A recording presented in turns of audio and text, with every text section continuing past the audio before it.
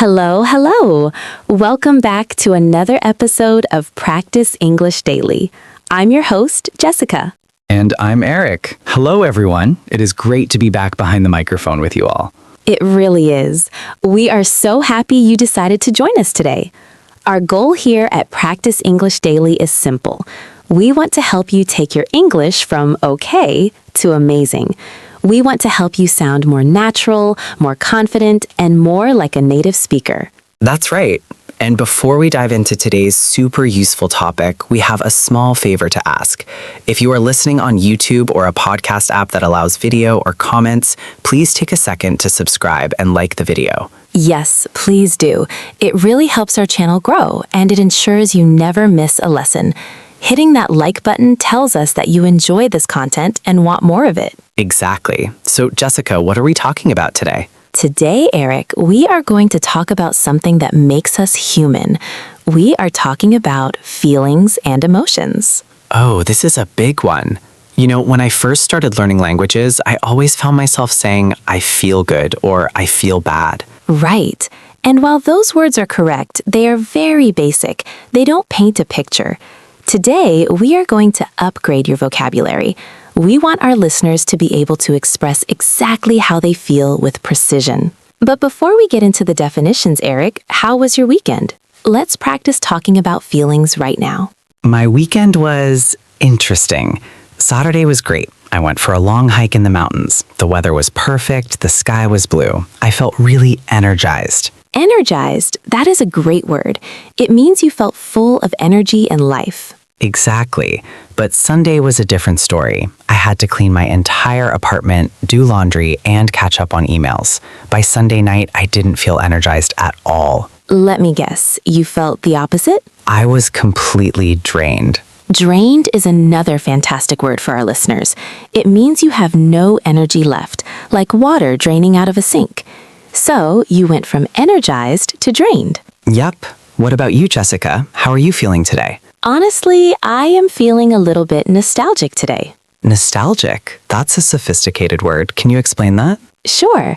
To feel nostalgic means you are thinking about the past with a warm, happy, but slightly sad feeling. I was looking at old photos of my university days this morning, and it made me miss those times. I love that word. It's a very specific mix of happy and sad. See, this is why we need more vocabulary words. Good and bad just couldn't describe that feeling. Exactly. So let's get started. We have broken these emotions down into categories to make them easier to remember. Let's start with the basics, just to make sure we have a solid foundation. Everyone knows happy.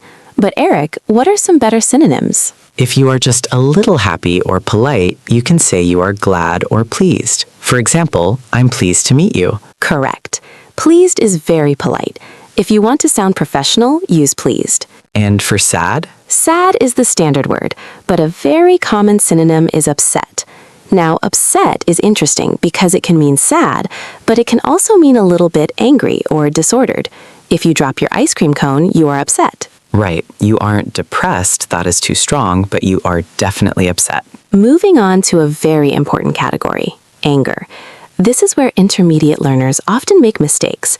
There is a big difference between being angry, frustrated, and annoyed. I struggle with this sometimes. Can you break it down? Sure. Angry is the general, strong feeling of displeasure. It's a hot emotion. You want to yell. Okay, what about frustrated? Frustrated is specific. You feel frustrated when you want to do something, but you can't.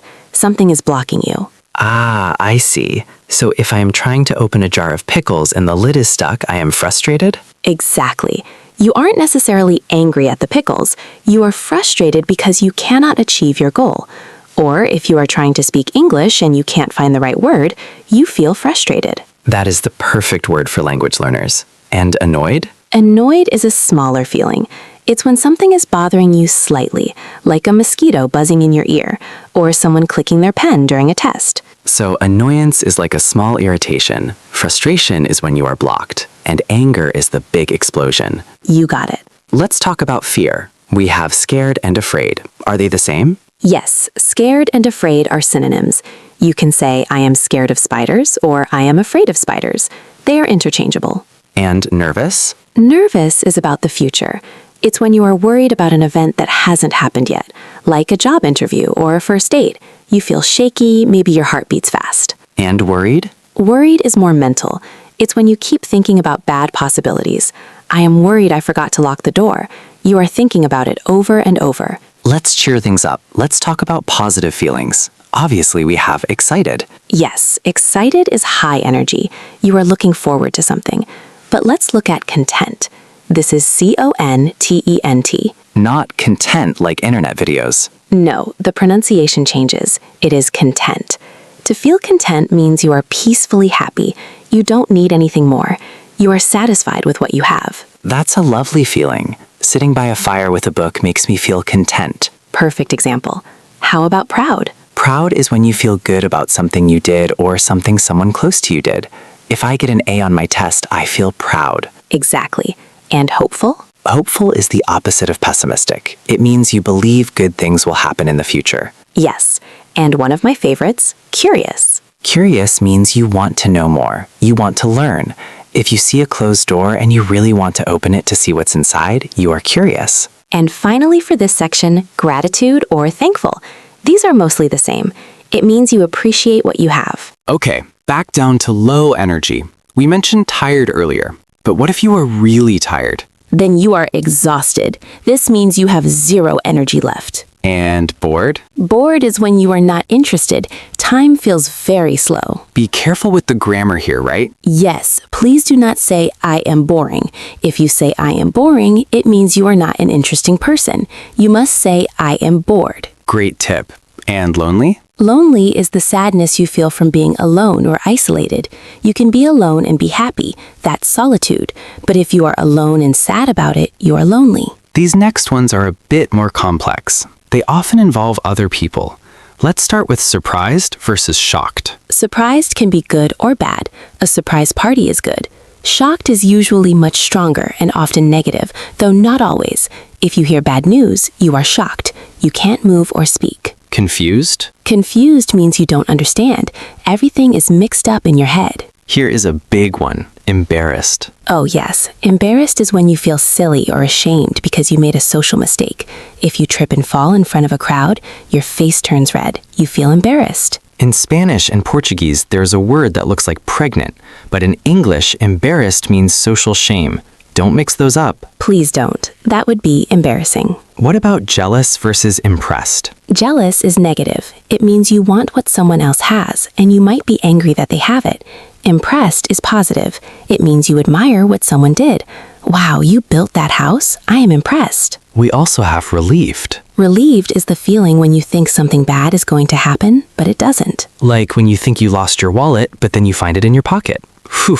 Exactly. That feeling is relief. You are relieved. And disappointed? Disappointed is sadness when your expectations are not met. You thought the movie would be great, but it was terrible. You are disappointed. Two more heavy ones. Guilty versus ashamed. This is deep. Guilty is usually about an action. I stole a cookie. I feel guilty. You feel bad about what you did. Ashamed is deeper. It's feeling bad about who you are. I am a bad person. Shame is very heavy.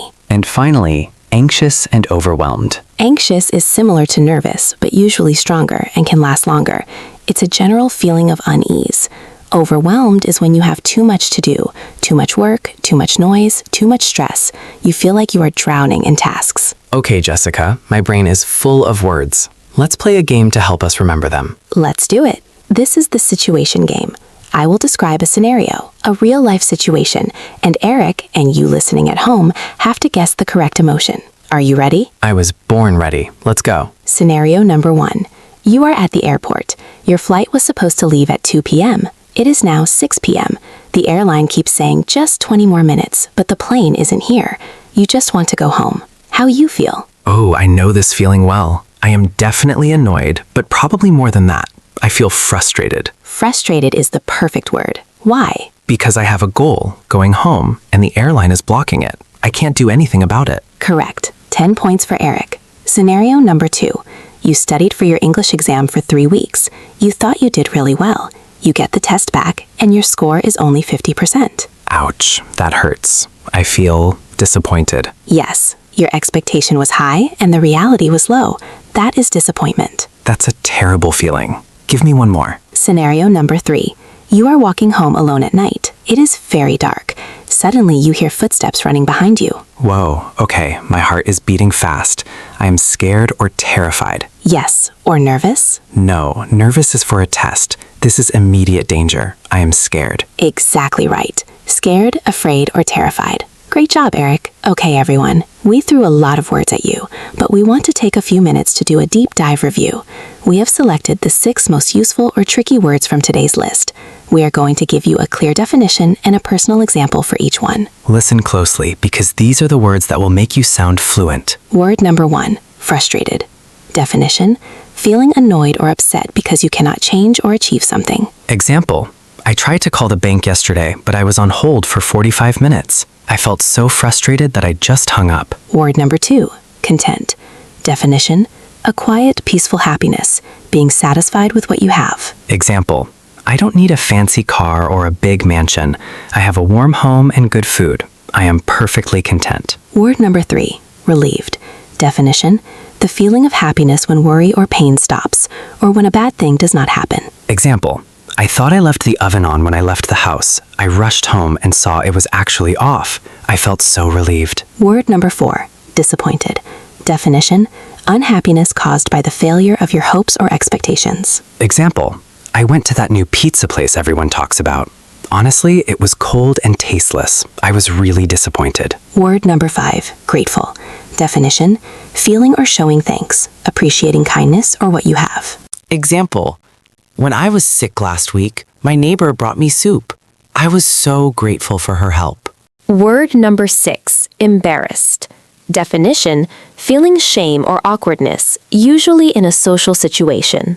Example, I walked into the wrong meeting room and sat down. Everyone stared at me. I was so embarrassed I ran out. Those are your power words for today. Try to use at least one of them in a conversation this week. This has been such a useful list. You know, Jessica, why is it so important to learn these specific words? Why not just stick with good and bad? That is a great question. The reason is connection. When you tell someone, I feel bad, they don't know if you are sad, angry, or sick. They don't know how to help you. That's true. But if you say, I feel overwhelmed, they know you need help with your work. If you say, I feel lonely, they know you need a friend to talk to. Naming your feelings helps people understand you.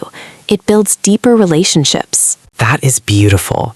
It turns English from just a subject you study into a tool for connecting with humans. And speaking of connection, we want to connect with you. It is time for our question of the day. We want you to answer this in the comment section below. Here is the question. What is one emotion you feel often, and why? Don't just say the word. Tell us why. Use the definitions we learned today. Jessica, you have to go first. What is one emotion you feel often? I would say hopeful. Teaching English allows me to meet people from all over the world who want to improve their lives. Seeing their progress makes me feel hopeful about the future. That's a great answer. What about you, Eric? I think I feel grateful. I have a healthy family, a job I enjoy, and I get to talk to you guys every week. I try to remind myself to be grateful every morning. That is a wonderful way to end the show. Being grateful is a great mindset. Thank you all so much for listening to today's episode of Practice English Daily. We hope you feel inspired. Oh, there is another one, to go out and use these words. Remember to subscribe and like the video if you found this helpful. It really supports us. And check the description for a summary of the words we used today. Until next time, keep practicing, keep learning, and don't be afraid to say how you feel. Bye, everyone. See you next time.